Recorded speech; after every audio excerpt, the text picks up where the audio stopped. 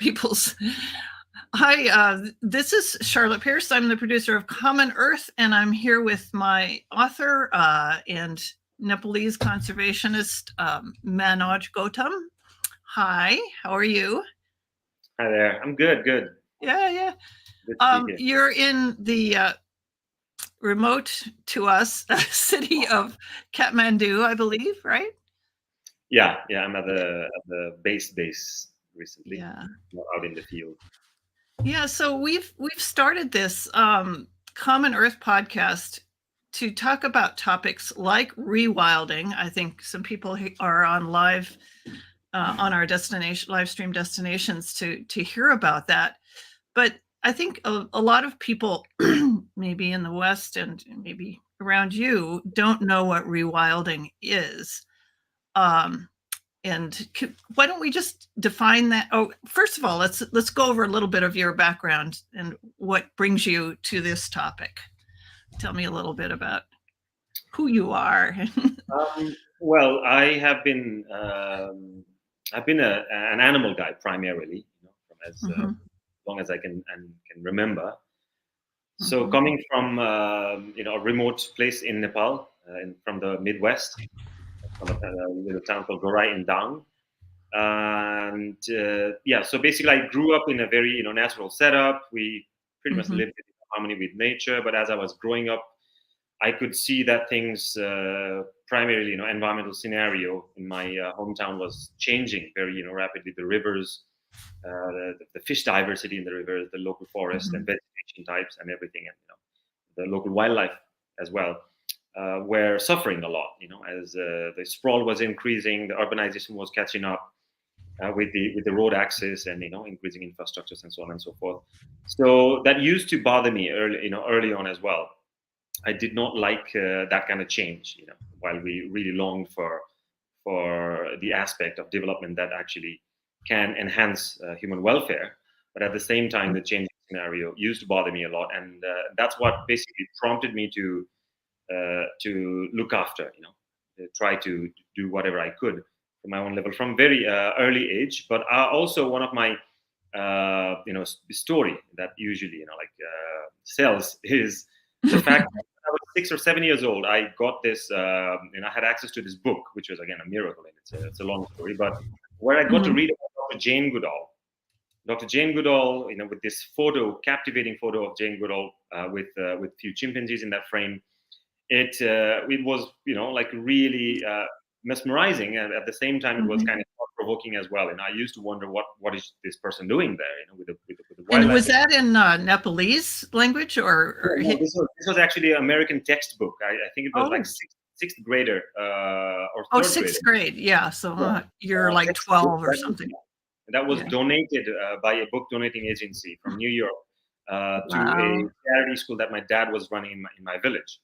So I used to just basically flip through the pages. I could not read, and I remember someone read it for me when I asked them. After I was intrigued by the picture, so they explained what was going on. And since that moment, I kind of vowed that I want to do exactly the same thing that Jane Goodall, this lady, is doing in that picture.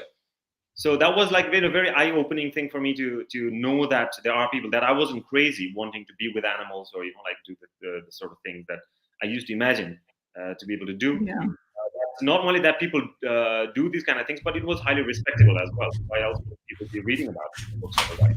Yeah. So since then, I just started creating groups and then formalizing the groups. Basically institutionalizing things that we're doing even from the school level.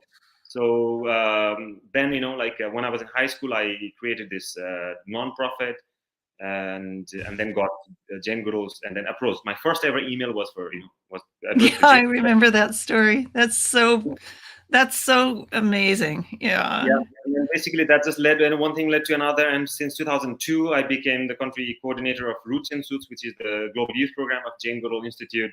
And then 2005, I hosted Jane Goodall for the first time in Nepal. And then 2013, we set up Jane Goodall Institute in Nepal, and I was the executive director until recently. And now I run independent conservation projects as well as a few social and environmental enterprise that has a Sweet. lot to do with community empowerment together with conservation. Well, yeah, we'll get at the end. I want to go into some of those projects that you've turned to recently. But as far as the rewilding topic, I mean, it's kind of, I think it's romanticized by people. They want to just like release the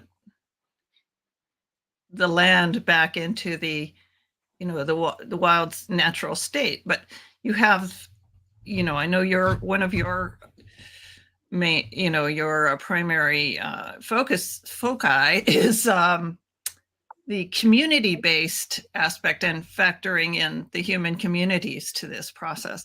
So tell us a little, maybe a little bit of a definition of the kind of understanding of what rewilding is, and then your take on it and what you're doing in your. Well, I mean, again, like I don't want to cause any controversies here by bringing in my own version of an understanding of rewilding. But rewilding might actually mean different things to different people. Again, no offense to the classic definition of rewilding as held by certain leading experts, some of who used to be my professors at Oxford as well. Basically, the idea is that humanity has meddled with the natural landscape and biotic and abiotic factors within the landscape, and the intricate web of nature that exists within those landscapes. And particularly in the West, like with the early industrialization as compared to the rest of the world, and there was a significant impact on these landscapes, in the West, caused by the mass scale consumption of natural products, like forests were cleared out, logged, and intensive agriculture, like massive scale commercialization of agricultural products as well, and so on and so forth. So that has meddled with the natural landscape to a huge extent, and hence, like the environmental consequences and repercussions that we've been facing as a result, that became the triggering factor behind the ideas and concepts and notions of what rewilding is. Oops, we have lost him. I think the factor of uncertain internet in Kathmandu, but we will hopefully he'll pop back on, and I think we have him now. Hi, Manoj. I heard it sort of gearing up as it was beeping, and then but so basically, as I was going on about the concept of rewilding, so that became the triggering factor, to the realization that maybe the humanity's meddling with the natural landscape has exceeded a basic threshold. And hence came the idea of giving these natural landscapes a chance, so that we as humanity can create a chance for ourselves as well, and for our future generations as well. Yeah. So the idea is basically to let the nature take its course, because as we know, nature is one of the most resilient forces around us, and it can heal itself, if we just basically leave it alone for a while. But also the damage done to the wild landscape, some of the damages have been basically irreparable or irreversible as well, to a certain extent, locally speaking, and some species have gone extinct, some for centuries, others fairly recently. So as part of rewilding, the idea is the ecological, environmental integrity of that landscape needs to be revived as well. So in many possible circumstances, many species are being reintroduced, many ecosystems and ecological regimes are also trying to basically, experts are working on reinstating them, giving them a chance. In other cases, particularly in some cases of Europe, we've seen that there's no nearest relatives of those species that could be brought in, like aurochs, for example, in Europe, that used to be large cattle species wild. Now, with the help of genes, exactly. So like now with the help of gene science and genetic science and so on and so on, people are trying to go back. Like the basically reversal process of the selective breeding and so on and so forth to get to the closest specimen closest to the extinct species. And in other cases, like in case of beavers, wolves, lynx, and there are many examples that I could give. That is the model or like general practice of rewilding as we see, and also in the same with the vegetation types and course correction in so many different layers in terms of in the quest of reinstating the same ecological integrity as natural and as authentic as possible. In our context, in many of the third world countries or like least developed countries where industrialization has not had that kind of impact. We're just working in the domain of basically bringing back the population, because the population has not gone extinct necessarily, but it has been extirpated to a significant number. So we're working really hard on reviving the numbers. And you're doing some work with rhinos, right? Absolutely. So in Nepal, basically, with the rise of population and with the eradication of malaria, particularly in the down south, like southern plains that we know as Terai, forests were cleared out. The DDT had its impact, positive and negative, of course. And the mosquitoes were malaria was pretty much eradicated, and then the population boomed because there was migration, and the population was the mortality rate decreased as well. So a longer lifespan. So everything basically acted as in a cumulative manner, and the population boom was putting a huge pressure on the local natural resources and the landscape itself. So that ended up in serious extirpation of species like tigers, rhinos, and the conflict with the existing species like elephants that need a wide range of habitat to survive. That also started coming up basically. So since then, Nepal has done pretty good actually, considering that it's one of the poorest countries in the world, very politically unstable. There are many challenges on the human front as well.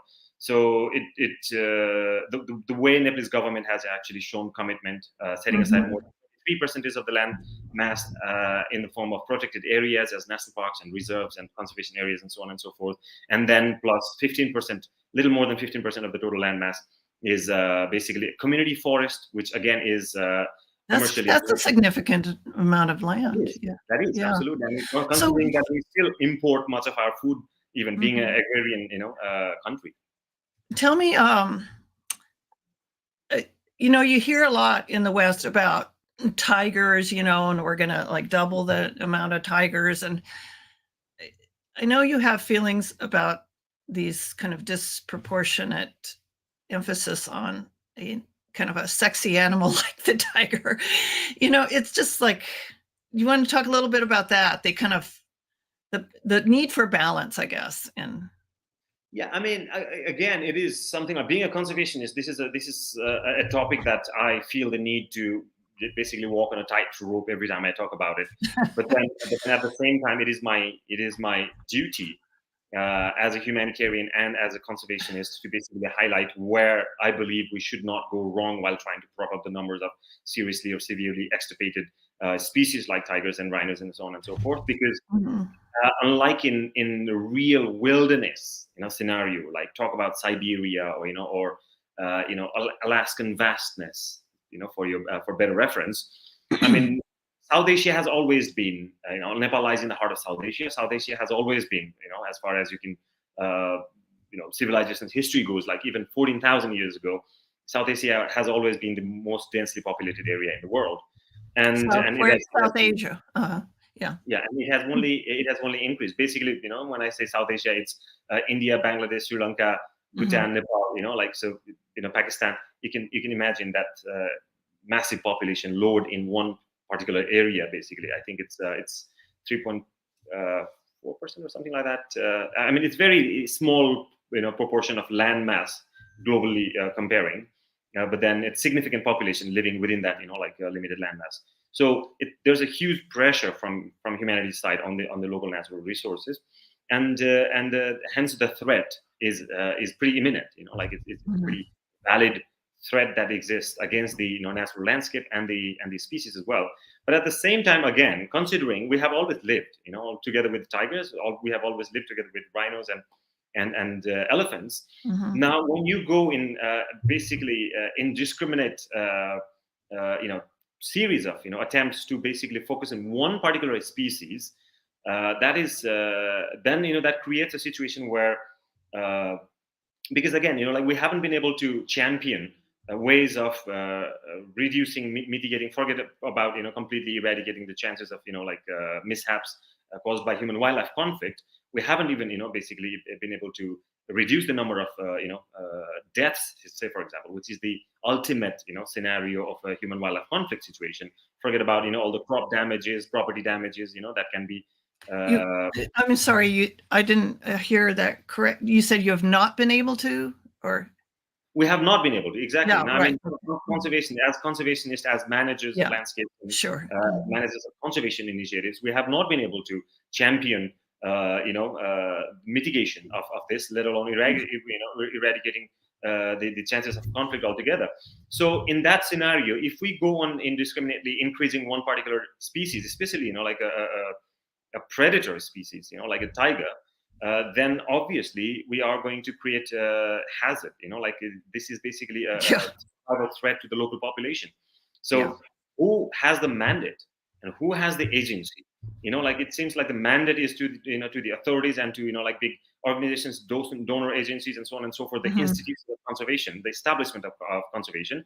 And now it kind of creates a scenario where these institutions are not in lieu with the local communities, because now the local communities are paying with their lives. So what is the point of a conservation achievement or conservation success, so called, where you're basically creating a scenario where local people are being like killed left and right because of your impulsive idea of doubling the number of tigers. Especially if you just tigers, then you're not only this normally has a tendency to prove itself as an anti-humanitarian initiative.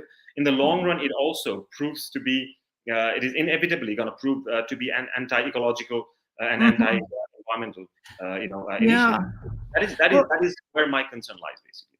Yeah, and I know I visited you over there, and I know from observing you over the years, it's not just the tigers and the big animals it's like the little insects, it's the snakes, it's the trees. It's just also interconnected, and people don't like insects, but don't get rid of them.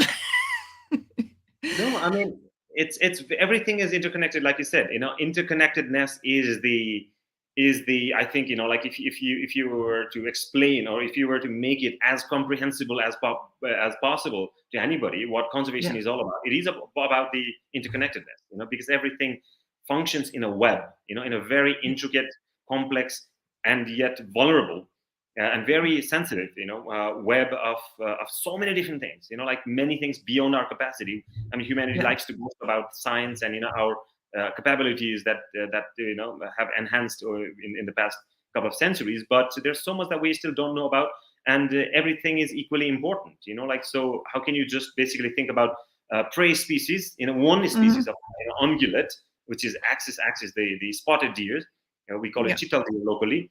So chital deer can have proven themselves to be a fast breeder and fast growing deer, quite a resilient species. So we basically created very favorable condition by adding water holes, by adding more grassland and burning the grassland more periodically, just to make sure that the fodder is available, grazing spots are available for this, and significantly increasing the prey base. We have been able to prop the number of tigers. Now, what happens to other ungulates when one particular species, when we create the habitat so favorable for one particular species of ungulates, then definitely the other populations are going to suffer, because they'll get dominated overshadowed by one particular dominant species. So, and then same happens within the predators domain as well. I mean, what's happening with the leopards? What's happening with other carnivores? You could mention so many of them. Well, just before we go on to some of your current projects, I just wanted to ask you do you feel like, public opinion, official policy is moving in the right direction on creating this balance for humans, wildlife, predators, insects, whatever? Do you feel like that is, it's easy to be discouraged, I think, but it is. But at the same time, again, my take in this is, and I understand why there is this, this pressure, because conservationists, are in a very it's a very difficult job, in today's world, being a conservationist, because in one hand, what you see is everything is basically doom and gloom, capitalism is really churning and turning and turning and turning and turning, and as it moves with every single inch, it treads on these valuable, planetary assets. So. So in one hand, there's this sense of real sense of urgency and the realization of the threat and so on and so forth. And then efficiency becomes, how can we be more efficient in being able to make larger mass of people understand, what is at stake and what needs to be done and where things are at. So there's that, a real sense of urgency and desperation. And the other side of things is what tools are, then the ideological things come in. Because that if you go cheap way, fast, quick return, approach, then in the long run, it's gonna slap you. It's gonna kick you in the butt. The tiger story is a great story, because over the past however many decades, slowly it has taken so many paradigm shifts and so many discourses, narrative changes, and this and that, and generations basically of local communities from being evicted from what are now these protected landscapes in the form of national parks and so on and so forth. People have sacrificed, the entire civilization has sacrificed. Local indigenous people have had to compromise with the indigeneity and their ways of life and faith and belief and attitudes and perception and whatnot. And now what's happening is basically slowly what they did was they compromised. They basically well, I don't want to use the word brainwash, but they were, it worked on them, it worked, the ideas worked on them. And then now they have become a strong partner in conservation, from what we saw, the rampant poaching immediately stopped, the national park was always there. The authorities were always there. Army, boots on the ground, they were always there to protect, the species and the landscape. But what has changed in the recent, couple of decades, a decade and a half or so, is that the community became, came into their role, and since then, significant, achievement has happened in the form of, zero poaching years that we have, consecutively celebrated, all enabled by the local communities. And when you push the revival of certain species, focusing on one particular species, then the conflict. Because now people are paying with their lives. So now anybody with a common sense, even little bit of common sense, asks this question, what did we do that for? If we're going to jeopardize our kids' life and our parents' lives or our own lives, then what was that all about? There's no reward, but now punishment for being an excellent conservationist, even though there were every aspect of their life was compromised. And then there's in your country and many countries, there's the religious traditions that have impacted, like the snake charmers and the animal sacrifice and things like that. Exactly. I mean, it comes in both ways. Actually, it comes in a harmful way, but it comes in a very protective way as well. Majority of Nepalese people are either Hindus or Buddhists. Majorly, we are a secular nation, and there's a very Nepal is one of those countries where religious harmony is real solid. But Hinduism is very pro-conservation religion. We worship plants, we worship animals, and there's reverence. Is the word reverence to almost every single animal.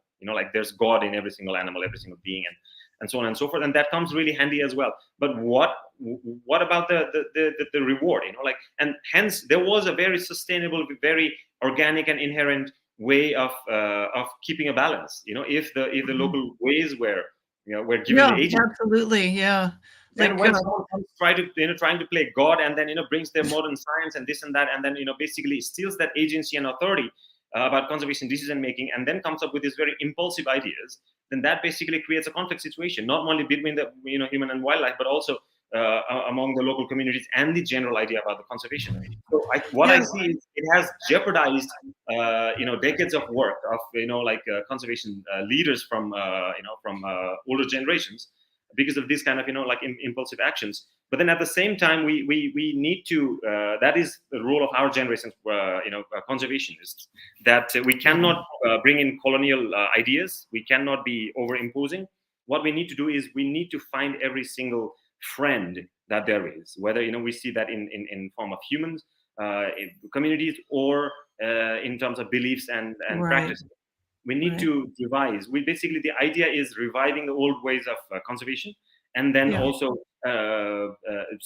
reviving the old ways of conservation, and then devising the new. So basically, West meets East, or old meets new.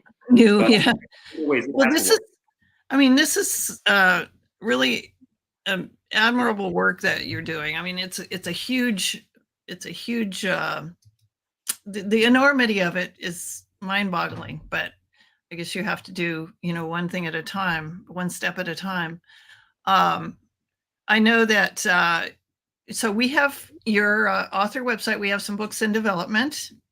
So this is manojgautam.com, and this is we have a news section, and the books are detailed here. We're doing some really interesting ones.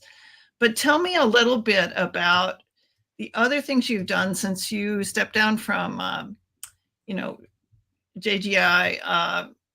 We have, let's see, I have some of the websites up. Bardia Travel and Nepal Conservation Travel, and then the schools. I'm not quite sure what that is. Schools for Sustainable Development Goals. Yeah, that is our Sustainable Development Goals. Okay, great. Yeah. So those are the websites, and you want to just spend a few minutes talking about some of those projects and what you've got going on this spring and summer? So basically, what we're trying to do is, since I stepped down from position of executive director at the Jane Goodall Institute, Nepal, some of the independent projects that I've been developing, basically standing on business model. So what we're trying to do is basically the local people's achievement, the local communities' conservation achievement need to be rewarded. And in Nepal, there are fairly limited opportunities, and options. And one of the best options that is directly relatable with conservation and conservation achievements is ecotourism. Ecotourism in different, ecotourism, call it sustainable tourism, or call it conservation-based tourism even. And these people need to be rewarded, and that is that is something that I have assigned myself with as a duty, to basically bring in attention towards the achievements. Because one thing that global citizenry does is it just instantly, immediately, and as soon as they hear about some success story, then we move on to the problem area again, another problem, before even stabilizing the situation. Because people work really hard, and if they are not rewarded, then the situation is not stable. If we have not created a sustainably rewarding mechanism for the good deed that the local community has done, for the blood and sweat that they've given for the sake of conservation, what is the point in doubling? What is the reward in doubling?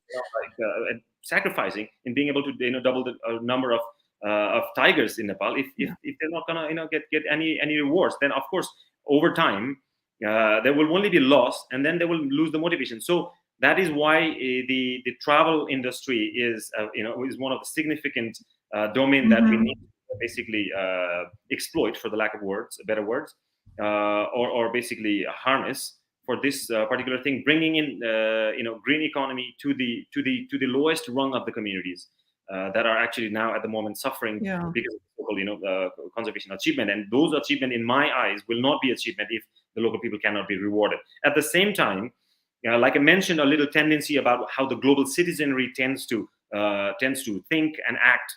That is why we need to. I feel the need to educate our, like upcoming generations of global citizens, which is why the Schools for Sustainable Development Goals, where what we do is basically we break down the idea of sustainable development goals into the very smallest, most comprehensible form of a issue, and then interventions and the play, the dynamics, and everything, and so on and so forth, for international school kids, local school kids, and so on and so forth.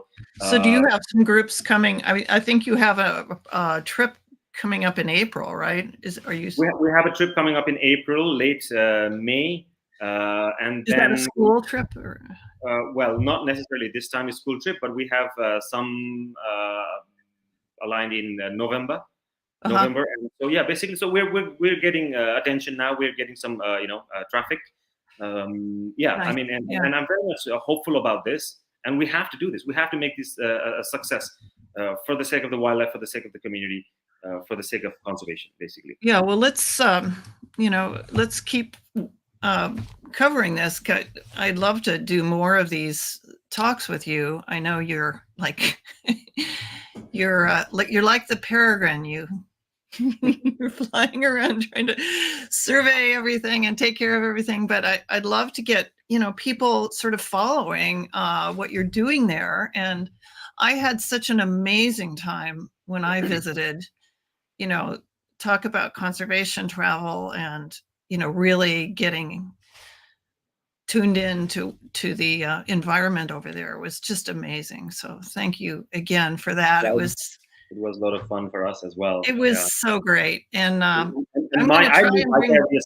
live vicariously because like I've spent decades in the wilderness, and now that very initial thrill of being in that kind of situation where you are getting to mingle with the local indigenous people, they're welcoming you in their lifestyle and everything. Now I live vicariously through visitors, whether it's a small school kid or a retiree coming and like seeing it.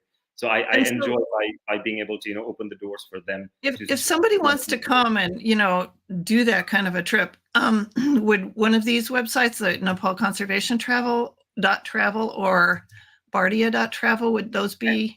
Any of those. Yeah, basically, okay. It will just lead to the same. Like basically, these are different travel portals targeting different kind of audiences and offering different kind of packages. But they all basically lead to us. So like at the end of the day, anybody who makes an approach gets to interact with us, and then we will we can always wonderful. And then the educators can contact the schools. Absolutely. Yeah. Well, thank you so much. I just can't believe that we caught up with you in your fast-paced life.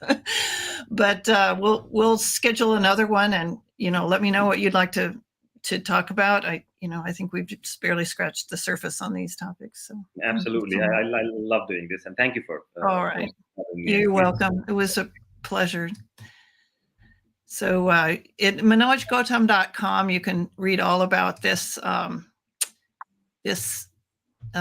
topic, and you can see the replay. We'll also put this on our podcast apps. So all the major podcast apps will have the audio. Thank you, Manoj. Thank you so much. Bye. Cheers.